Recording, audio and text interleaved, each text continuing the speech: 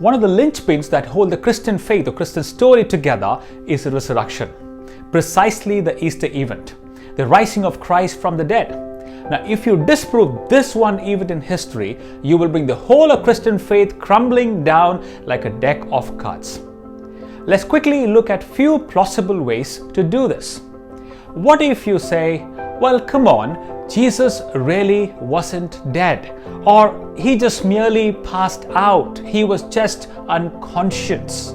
If you look at the kind of stripping and the flogging and the lashing that led to the cross, I think that in itself was enough to kill a person.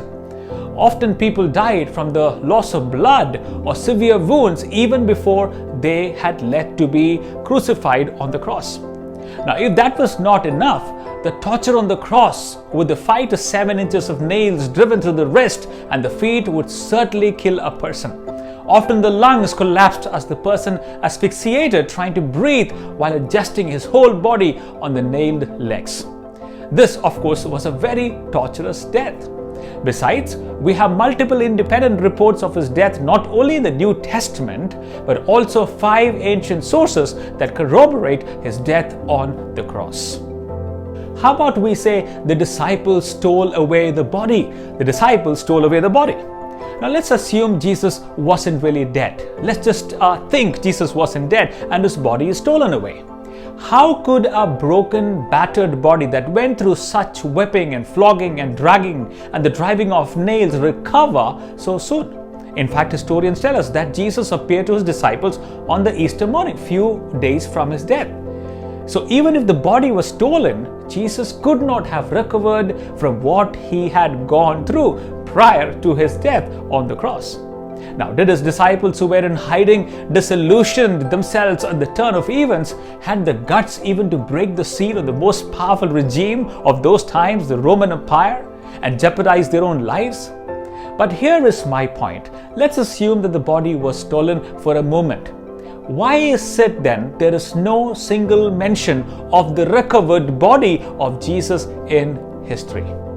You see, all that was required from the authorities of those times was to produce the body and say, look guys, here is the stolen body, game over.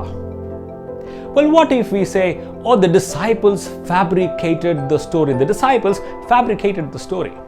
Now, fabrication is possible when there is no one to counter your claims, or when there is a huge time gap between the actual happening of events and with the formation of a legend. It usually takes about 3 to 4 years. But the disciples immediately claimed to have met with Jesus, and the story spread far and wide. History also records that 500 plus people witnessed Jesus' ascension. Jesus was with them and he spoke with them, he ate with them. Well, of course, I understand that if 1 or 2 people had said that, look, hey, we had seen Jesus, we can assume that they were perhaps hallucinating. But is it possible that 500 people could be hallucinating at the same time? Not a possibility. What if one says, Bible alone records the resurrection of Jesus, so it is rather very subjective? Well, that's not the case either. Josephus, the Jewish historian, talks about the resurrection of Jesus. Pliny, Mar Bar Serapion, Tacitus, the Roman historian, talks about it. And Lucian, he says Christus, the founder of the name, was put to death by Pontius Pilate during the reign of Tiberius. So we not only have the scriptures corroborating the resurrection of Jesus, but also other outside events at the same time. But if you really ask me, here is the most convincing and the most fascinating thing about the resurrection. As said earlier, the disciples of Jesus were coverts. They were rather frightened of being arrested. They were in hiding. Their Lord, the one whom they looked up to, was dead. They were absolutely in despair, and some had even started the journey back home to their old professions. Some had even picked up their nets. They were rather grossly disappointed. But it was the encounter with the risen Lord that changed this man 360 degrees. The coverts became the most courageous men and women of all the times, and this man on their shoulders carried the message of resurrection far and wide. Now hold on, not just that. All his disciples except for one got killed for believing in this man called as Jesus. Now tell me, who would die for a lie? Would you? But for truth, we can understand. So is the resurrection story a hoax, a concocted story?